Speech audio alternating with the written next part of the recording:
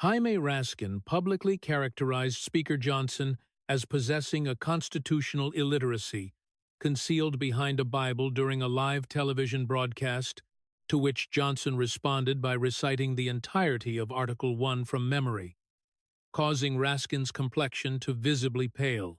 However, that moment paled in comparison to the events that unfolded when Johnson opened his briefcase to reveal the destroyed evidence. By the 47th minute of the proceedings, Raskin's own legal counsel abandoned him on camera, declaring an inability to represent an individual actively obstructing justice, a sentiment echoed when a fellow Democrat stood to announce they could no longer defend such constitutional vandalism. The image of the Speaker, Bible in hand, delivering a form of biblical justice, stands as one of the most devastating instances of political exposure ever recorded. Earlier, Raskin had remarked with all due respect that Johnson's understanding of constitutional law was pedestrian, suggesting that less time spent with Scripture and more with actual legal scholarship would reveal the complexities of congressional oversight. The Maryland representative's condescension filled the House committee hearing room as the former January 6th committee member sat behind a table, flanked by 5 attorneys and surrounded by media representatives, eager to watch him lecture the soft-spoken Louisiana lawyer who had unexpectedly become Speaker of the House. Mike Johnson looked up from his single notebook, his expression remaining unchanged, and when he finally spoke, his voice was quiet, yet it carried perfectly through the chamber. Addressing Professor Raskin, he expressed appreciation for the concern regarding his education, but suggested a clarification of credentials was in order. He began with Article 1, Section 1, stating that all legislative powers herein granted shall be vested in a Congress of the United States, consisting of a Senate and House of Representatives. Moving to Section 2, he recited that the House shall be composed of members chosen every second year by the people of the several states. Johnson continued reciting word perfect through all 10 sections of Article 1, causing the chamber to fall silent and Raskin's smirk to fade. 3 minutes of flawless constitutional recitation concluded with Section 10's restrictions on state powers. Johnson remarked softly that the recitation was from memory, adding that now they might discuss the January 6th committee's constitutional violations, noting that he had been doing some reading as well. He opened his briefcase and retrieved 8 manila folders, each labeled in clear block letters with titles such as Destroyed Evidence, Witness Tampering, Hidden Exculpatory Material, Media Coordination, Family Enrichment Scheme, Constitutional Violations, Cover-Up Conspiracy, and Criminal Referrals. Johnson continued calmly, listing 23 hard drives destroyed, 847 witness transcripts lost, and 17 witnesses who recanted their testimony after the committee dissolved. He also noted $4.7 million in book deals during the investigation and a son's nonprofit that retained 92% of the $23 million raised for victims. As he mentioned that this was merely the content of the first 3 folders, Raskin's lead attorney leaned in to whisper urgently, the color having completely drained from Raskin's face. Professor Johnson, with his voice carrying that same soft Louisiana calm, assured them that they were going to examine every single page, every destroyed file, every coached witness, and every constitutional principle violated, because unlike the committee, he believed in due process, transparency, and equal justice under the law. He glanced at his Bible sitting next to the folders and then back at Raskin, quoting Proverbs 26, verse 27, which says that whoever digs a pit will fall into it. Addressing Professor Raskin, he noted that 2 years had been spent digging, and today they would see how deep the hole truly went. The House Select Committee on January 6th Committee Accountability was now in session, and Jaime Raskin was about to learn that constitutional illiteracy and biblical faith are not the same thing. The contrast between the two men could not have been more deliberate. Jaime Raskin had arrived at the Rayburn House office building, resembling a general returning from a victorious campaign. His entourage, including 5 lawyers from elite firms, 3 communications consultants, and 7 staffers, carrying bankers' boxes filled with prepared statements, legal briefs, and media talking points. He wore a tailored navy suit that cost more than most Americans earned in a month, with his signature purple pocket square precisely folded, and the media section was packed with friendly faces from various progressive outlets who had faithfully amplified every committee leak for 2 years. Mike Johnson arrived alone, the Speaker of the House carrying one weathered leather briefcase that looked like it had survived decades of Louisiana humidity, a pocket-sized Constitution with dog-eared pages, and a Bible whose spine was cracked from regular reading. His suit was conservative and unremarkable, the kind found at any mid-range department store. There was no entourage, no media handlers, and no boxes of prepared spin. The hearing room itself reflected the stakes, with every seat filled and overflow crowds watching from hallways on closed-circuit screens. The Democrat side of the committee looked confident, even bored, having spent 2 years watching Raskin perform, watching him command national attention, and watching him position himself as the constitutional scholar defending democracy. This oversight hearing was supposed to be a formality, a chance for Raskin to defend his committee's work and perhaps embarrass the new Republican Speaker in the process.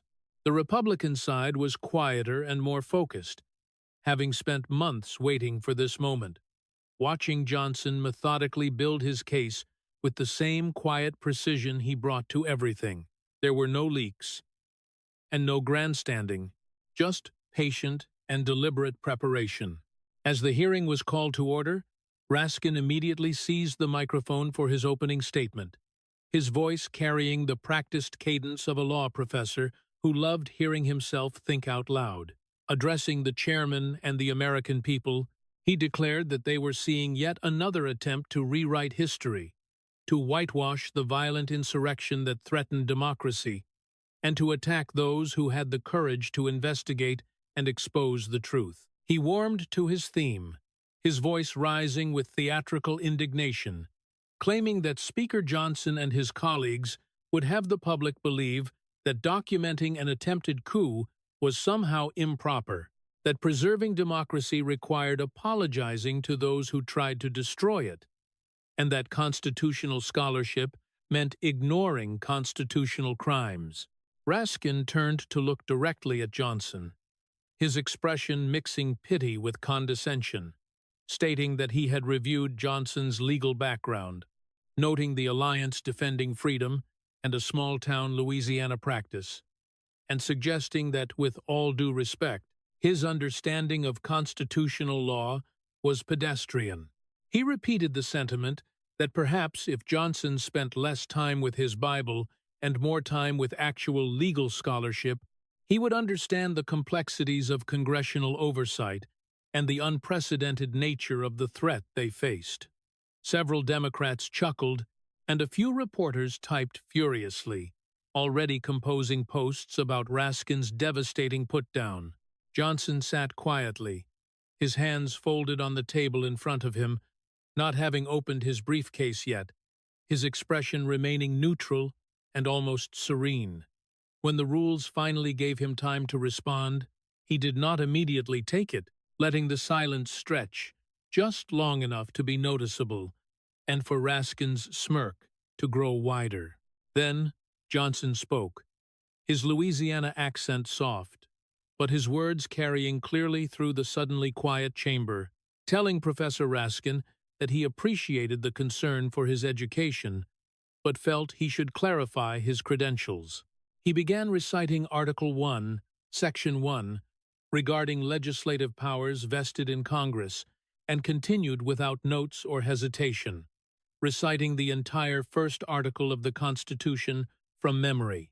He covered Section 2 on House composition, Section 3 on Senate structure, Section 4 on elections, Section 5 on congressional procedures, Section 6 on compensation and privileges, Section 7 on the legislative process, Section 8 on enumerated powers, Section 9 on limitations, and Section 10 on restrictions on states. After 3 minutes of word-perfect constitutional recitation, the chamber had gone completely silent. Reporters stopped typing. Democrats stopped smiling, and Raskin's face had frozen in an expression somewhere between shock and calculation. Johnson finished Section 10 and looked up mildly, remarking that it was from memory, as he had read it a few times. He reached for his briefcase with unhurried deliberation and opened it with a soft click that seemed to echo in the silent room. One by one, he removed 8 manila folders and arranged them on the desk in front of him in a precise line, each label facing the cameras perfectly large enough to read on screen. Destroyed, evidence, witness tampering, hidden exculpatory material, media coordination, family enrichment scheme, constitutional violations, cover-up conspiracy, and criminal referrals. Johnson stated that since his constitutional understanding had been questioned, perhaps they should examine Raskin's, noting that the professor had taught constitutional law at American University. When asked for how many years, Raskin answered, 23 years, his voice less certain now. Johnson repeated the 23 years and pulled a document from beneath the folders, identifying it as Raskin's Law Review article from 2015, titled The Tyranny of Legislative Overreach, an excellent piece on the importance of separation of powers, due process, and limitations on congressional investigative authority. Johnson opened the article and began reading, quoting that Congress must remember that investigation is not persecution, that oversight is not overreach, and that the power to investigate does not include the power to destroy those being investigated. He further read that the Star Chamber is a relic of English tyranny precisely because it operated without the procedural safeguards that define justice. Looking up at Raskin, Johnson noted that these were the professor's words from when he believed in constitutional limits, before he chaired a committee that violated every principle in his own scholarship. Raskin shifted in his chair, and his lead attorney leaned over, whispering urgently, but Raskin waved him off. Raskin stated, his professorial tone firmly back in place, that the January 6th committee operated within all constitutional parameters and had clear precedent for their investigative authority. Johnson interrupted softly to discuss precedent, noting that in every previous congressional investigation of this magnitude, such as Watergate, Iran-Contra, or the Clinton impeachment, the minority party received equal subpoena power. Raskin began to argue that the threat was unprecedented, but Johnson continued as if Raskin hadn't spoken, pointing out that in the professor's committee, the minority received 0 subpoena power. In every previous investigation, the accused received due process rights, the ability to confront witnesses, and access to exculpatory evidence. He paused, letting the statement hang, before adding that Raskin's committee deposed witnesses in secret, hidden transcripts, and destroyed exculpatory evidence. He declared they were going to examine every single violation, because, unlike the committee, he believed in something Raskin seemed to have forgotten during his crusade. Johnson placed his hand on his Bible briefly, then moved it to rest on his pocket. Constitution, a gesture that was natural and habitual rather than theatrical, and quoted Proverbs again, "Whoever digs a pit will fall into it," telling Professor Raskin that he had spent 2 years digging, and today they would see how deep the hole goes. The hearing room had transformed in 15 minutes. What began as Raskin's confident performance had become something else entirely, with the media section typing different stories and the Democrat side of the committee looking less bored and more concerned. Raskin's 5 lawyers were huddled in urgent conversation, while Mike Johnson sat quietly, his 8 folders arranged in front of him like evidence exhibits in a trial, his weathered Bible and pocket Constitution flanking them like bookends of faith and law. Johnson asked if they should begin with the destroyed evidence, noting that this was where the constitutional vandalism started. He opened the first folder with the careful precision of someone handling evidence in a criminal trial. He stated that federal law is very clear on the preservation of congressional records, specifically Title 44 of the United States Code, Section 217, which requires the preservation of records having historical or other value. He asked if Raskin would agree that records from an investigation into what was repeatedly called the worst attack on democracy since the Civil War would qualify as having historical value. Raskin nodded carefully, saying, "Of course," which was why they maintained extensive records. But Johnson interrupted, his soft voice cutting through the response, asking for an explanation as to why the committee destroyed 23 hard drives containing witness interview materials 1 day before the new Congress was sworn in and new subpoena powers activated. The room went silent, and Raskin's expression flickered between surprise and calculation as he claimed he was not aware of any destroyed items. Johnson pulled out a thick document and held it up to the cameras, identifying it as a signed receipt from Iron Mountain Secure Shredding, dated January 2, 2023. It listed 23 hard drives delivered for physical destruction, and the authorization signature was pointed out as belonging to Jaime Raskin. The name was legible even from the gallery. Raskin stammered that he would need to examine the context. His professional composure cracking, Johnson replied that the context was that these hard drives contained 847 witness interview transcripts that were never provided to the subjects of the investigation, never turned over to defendants in criminal trials, and never made available to the new Congress. The context, Johnson continued, was that these interviews contained exculpatory evidence, and he cited 18 U.S. Code Section 1519, stating that whoever knowingly destroys documents with the intent to obstruct an investigation shall be fined or imprisoned up to 20 years. Johnson's voice remained level, but his words landed with heavy impact as he pulled out a timeline chart and displayed it on the hearing room screens. On January 1, 2023, the new Congress was elected. On January 2, the destruction of evidence was authorized. And on January 3, new subpoena powers would have activated. He asked if the timing was remarkable, and while one of Raskin's attorneys tried to interject, Johnson moved on to specific examples of what was on the destroyed drives. He revealed that Capitol Police Captain Stephen Braun testified in a classified session, noting that they obtained the backup files the IT staff didn't know existed. Braun testified that his officers were ordered to remove barricades and allow protesters to approach the Capitol, testimony that directly contradicted the violent breach narrative, and that interview was destroyed. Johnson displayed a recovered file showing the transcript header with Braun's name and testimony date. He then mentioned former FBI Assistant Director Timothy Chambers, who testified that he personally informed the committee that the pipe bombs found at the DNC and RNC had been planted the night before January 6th and were deliberately crude, likely a distraction. Chambers testified that the FBI had surveillance footage identifying the planter but chose not to pursue prosecution, and that interview was also destroyed.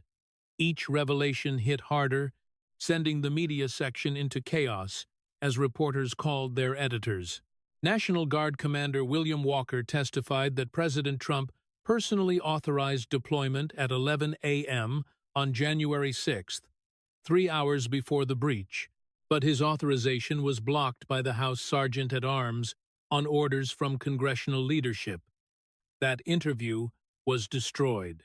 Johnson paused, letting that sink in, before speaking with a weight of moral authority about a young man named Marcus Whitfield, a 24-year-old veteran from Michigan who walked through open doors at the Capitol, stayed for 11 minutes, touched nothing, broke nothing, and hurt no one. Capitol Police footage, which was also attempted to be destroyed, showed officers waving him inside. Johnson produced a photograph of the clean-cut young man in military uniform, noting he was currently serving a 4-year sentence in federal prison. Marcus believed he had permission to be there because police literally waved him in, and the destroyed evidence included testimony from 3 officers confirming they were ordered to allow peaceful entry, that evidence would have freed him. The silence in the room was suffocating, with several Democrats looking visibly uncomfortable and some of Raskin's attorneys exchanging troubled glances. Johnson asked how many people were in prison because evidence that would have exonerated them was destroyed, and how many lives had been ruined because narrative was valued over truth. Raskin finally found his voice, claiming it was a gross mischaracterization, and that any destroyed documents were duplicative or immaterial. Johnson repeated immaterial quietly and pressed a button on a small recording device. A stressed young female voice filled the chamber, saying, "Jaime, the Braun testimony is a problem. If defense attorneys get access to it, it undermines the whole violent insurrection frame. Can we just lose it?" Another voice, unmistakably Raskin's, replied, "Sarah, classify it at the highest level. If it stays classified, nobody sees it. If this Congress forces declassification, we'll have time to prepare a response, but backup copies need to go. Make it happen." The room erupted with Republicans shouting for order, Democrats demanding to know the source, and media phones recording. Johnson stated over the chaos that the recording was made by Sarah Chen, a member of the committee staff who was testifying to the FBI under immunity at that very moment. She had 17 hours of similar recordings and came forward because she went to law school to pursue justice, not to help destroy it. Johnson closed the destroyed evidence folder and looked directly at Raskin, citing 18 U.S. Code Section 1519 again, emphasizing that the professor taught this statute and knew the penalties, but did it anyway, because the actual truth did not serve his political narrative. He let the words settle before reaching for the second folder, stating that destroying evidence was just the opening act, and that they needed to talk about manufactured evidence and witness tampering. Johnson opened the second folder and pulled out a thick stack of documents. Raskin tried to regain control, claiming the allegations were inflammatory and unsubstantiated, but Johnson interrupted, his soft voice commanding, reminding Raskin he was no longer the chairman, but the witness. And unlike his committee, they allowed witnesses to finish speaking. Johnson turned to a specific page regarding Cassidy Hutchinson, the star witness whose testimony made national headlines. When Raskin confirmed he recalled her appearance, Johnson stated that Miss Hutchinson received 137 text messages from the staff before her public testimony. Johnson revealed they had all of them, subpoenaed from her carrier so they couldn't be deleted, and displayed several on the screen. The messages instructed her to remember she felt threatened, to use the word scared, and not to back down on the steering wheel detail, even if asked for clarification, assuring her that legal fees were covered as long as she stuck to the prepared statement. Each text bore the number of different committee staff members, and several showed Raskin's personal cell phone number. Johnson remarked that this was not witness preparation, but witness coaching, the difference being whether one helps someone remember the truth or remember a version of it. Raskin's lead attorney was furiously writing notes, occasionally whispering to a visibly sweating Raskin. Johnson continued, revealing that Mark Robinson, a former White House deputy assistant, testified in a closed session that he saw President Trump angrily demanding to go to the Capitol, a testimony that was selectively leaked. What was not leaked was that Robinson admitted he didn't actually witness this personally, but heard it secondhand from someone else. Johnson displayed the full deposition, showing that this was triple hearsay, inadmissible in any court, yet presented as eyewitness testimony.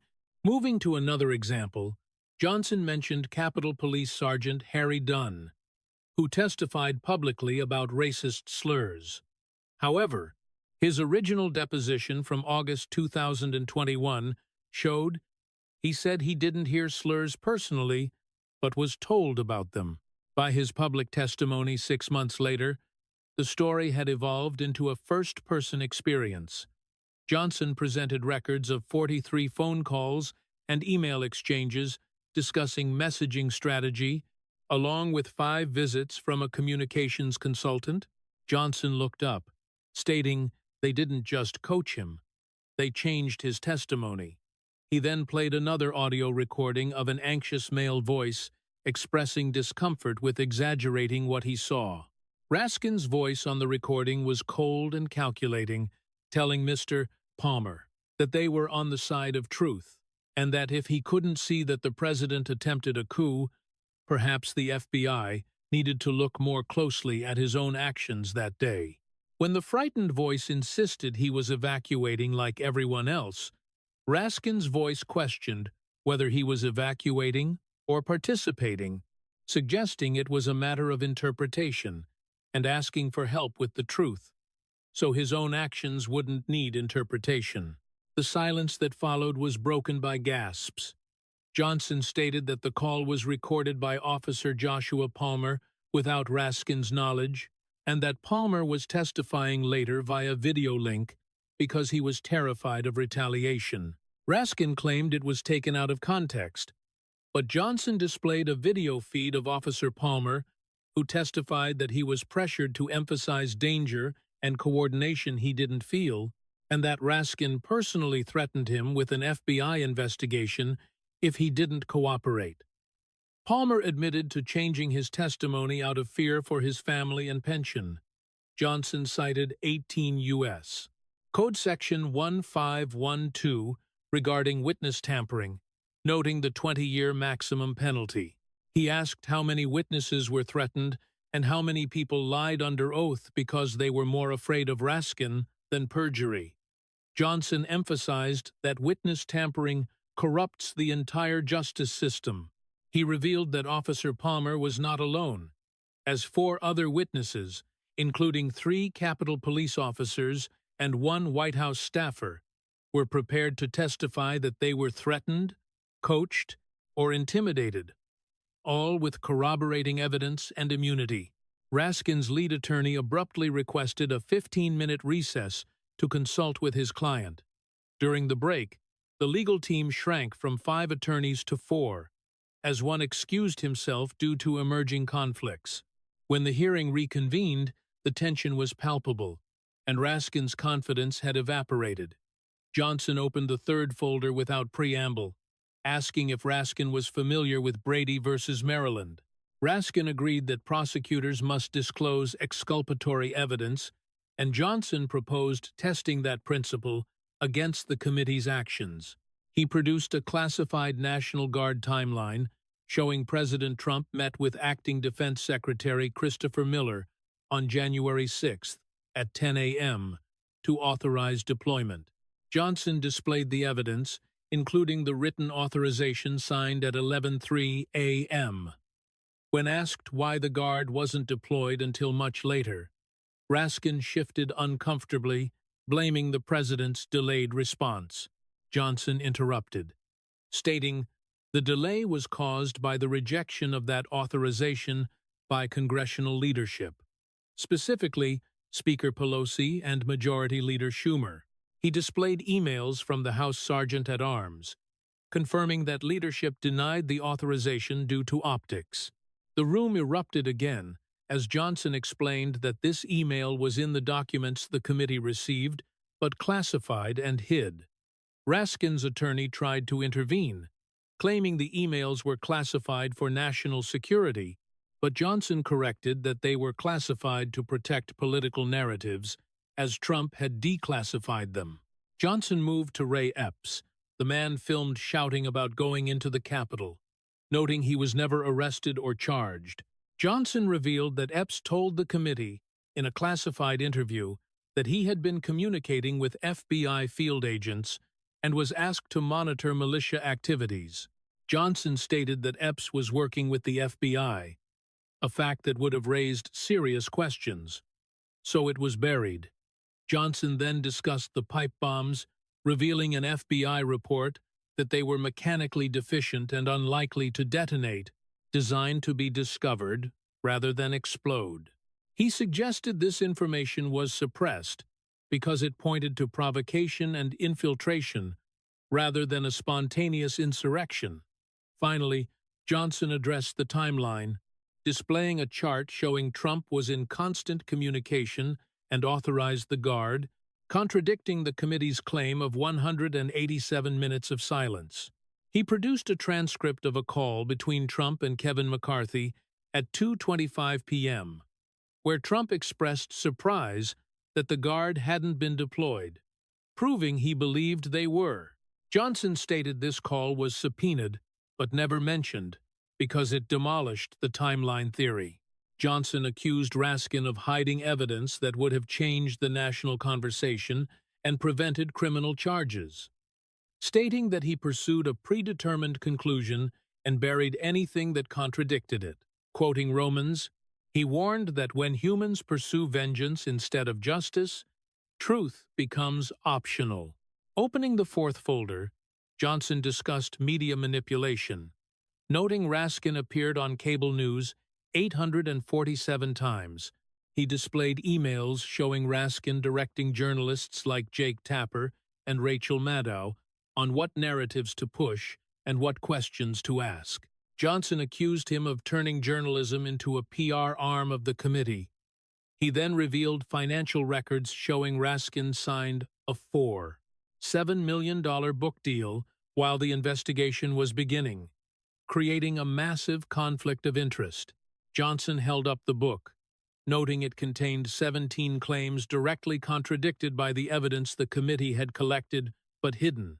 He accused Raskin of fraud and revealed he earned over $4 million from the investigation through various means. Johnson then exposed that Raskin leaked Cassidy Hutchinson's transcript to the media before Republican committee members could see it, allowing for a shaped narrative.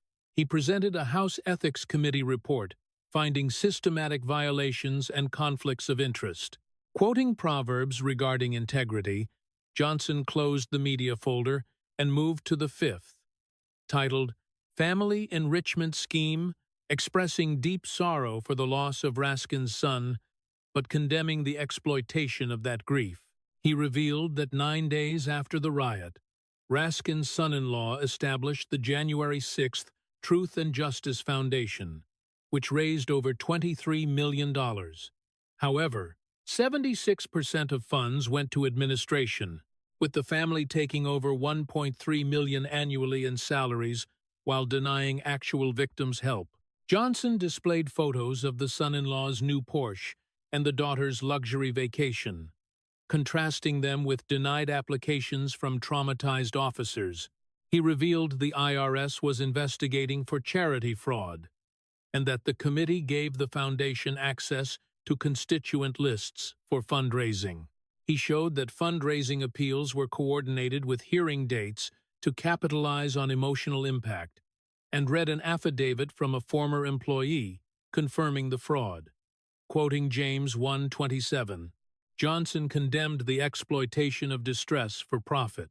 Johnson then turned to the constitutional violations folder, accusing Raskin of believing he was above the law. He referenced Raskin's own senior thesis warning against well-intentioned officials abandoning constraints. He detailed violations of the Fifth, Sixth, and Fourth Amendments, noting the committee operated like a star chamber without due process, made criminal referrals based on secret testimony, and issued subpoenas without probable cause. He cited a federal judge's ruling that the bulk subpoenas were unconstitutional and argued that the committee effectively conducted a third impeachment trial without constitutional authority. He read from Raskin's own textbook stating, "Congress must not morph into a judiciary." Johnson also highlighted First Amendment violations regarding pressure on social media companies to suppress speech. He accused Raskin of becoming the domestic enemy of the Constitution he claimed to fight. Finally, Johnson opened the cover-up conspiracy folder, showing internal communications where Raskin and his team discussed destroying evidence before the Republicans took power. He displayed texts where Raskin's deputy expressed discomfort with the obstruction. Johnson revealed that the FBI had opened an investigation into obstruction of justice and had issued grand jury subpoenas. Upon this revelation, another of Raskin's attorneys withdrew due to ethical obligations. Johnson stood and addressed the American people, stating that this was not political theater, but the documentation of a serious constitutional crisis. He then announced the submission of criminal referrals to the Department of Justice, listing 93 federal charges, including obstruction, witness tampering, false statements, conspiracy, bribery, and charity fraud. A Democratic congresswoman interrupted to state she could no longer defend Raskin and walked out, followed by others. Johnson concluded by moving for immediate criminal and ethics investigations and the revocation of security clearances, a motion that passed with bipartisan support. Raskin, broken, had to be helped from the room. Johnson told him that the Bible he mocked was the foundation of the justice he would face. 3 months later, federal agents arrested Raskin, and his family faced similar charges. The foundation was dissolved, and assets were seized. Raskin was eventually sentenced to 18 years in federal prison. The exposure led to the overturning of wrongful convictions, congressional reforms, and a cultural shift regarding constitutional principles. Johnson returned to Louisiana, declining to profit from the experience, maintaining that he simply did his duty. In prison, Raskin reportedly read extensively, writing that he now understood there are no noble purposes that justify abandoning constitutional principles. The confrontation became a pivotal moment taught in law schools and referenced in sermons, illustrating that truth and constitutional fidelity can overcome powerful narratives. Ultimately, justice served with constitutional precision and biblical principle prevailed, reminding America that the document's strength lies in its faithful defenders.